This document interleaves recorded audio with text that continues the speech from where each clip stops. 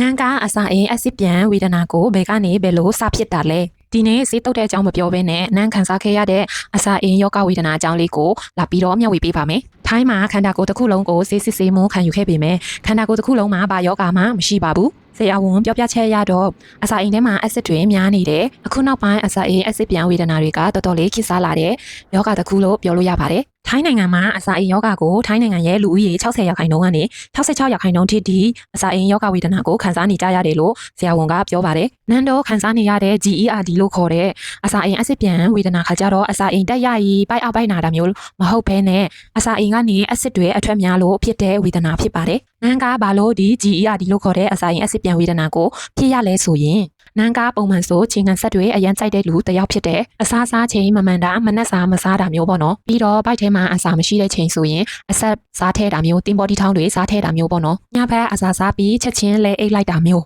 ကိုယ့်ရဲ့အနေထိုင်အစားတောင်းမမှန်ကန်မှုကြောင့်ဒီအစာအိမ်အစစ်ပြန်ဝေဒနာကိုဖြစ်တာပေါ့နော်ဆရာဝန်ပြောပြချက်အရ GERD လို့ခေါ်တဲ့အစာအိမ်အစစ်ပြန်ဝေဒနာကိုလူတိုင်းဖြစ်နိုင်တဲ့အနေအထားမှာရှိပါတယ်ထိုင်းနိုင်ငံမှာအစာအိမ်ယောဂကိုဘာလို့အဖြစ်များကြလဲဆိုရင်ထိုင်းနိုင်ငံကအဆက်အရန်စားတဲ့နိုင်ငံလို့ပြောလို့ရပါတယ်စပိုက်စီအစားအစာတွေအစားများတာမျိုးအိတ်ချိန်နဲ့အစားစားချိန်မမှန်တာမျိုးH pylori လို့ခေါ်တဲ့အစာအိမ်ပိုးတွေအစာအိမ်နဲ့ဥလန်းချောင်းကိုဝင်ရောက်ခြင်းကြောင့်ထိုင်းနိုင်ငံမှာအစာအိမ်ယောဂဟာအလွန်ပင်ခေတ်စားလာတဲ့ယောဂတစ်ခုလို့ပြောလို့ရပါတယ်။ဒါပေမဲ့နန်းကအစာအိမ်ပိုးကိုစစ်ကြည့်ပေမဲ့ပိုးမတွေ့ဘူးပေါ့နော်။ဆရာဝန်ပြောပြချက်ရတော့နန်းရဲ့အစာအိမ်အဆီပြန်ဝေဒနာကအရန်ပြင်းထန်တဲ့အထဲမှာမပါဘူး။အစားအသောက်အနေထိုင်ပြုပြင်ပြောင်းလဲပေးလိုက်ရင်ပြန်ပြီးတော့တက်တာလာပါလိမ့်မယ်လို့ဆရာဝန်ကပြောပါတယ်။နန်းကိုဆရာဝန်ပြောတဲ့အတိုင်းပဲအနေထိုင်စားတောက်တွေဆင်ကျင်လိုက်တော့အခုနန်းရဲ့အစာအိမ်ဝေဒနာတွေကအရှင်းပြောင်းတယ်လို့မျိုးတက်တာနေပါပြီရှင်။နန်းရဲ့ကြည့်ရှုသူတွေထဲမှာအစာအိမ်ယောဂဝေဒနာတွေကိုခံစားနေရတယ်ဆိုရင်နန်းကို comment မှာအကြံပြုချက်တစ်ယောက်တစ်ခုစီရေးပေးခဲ့ပါရှင်။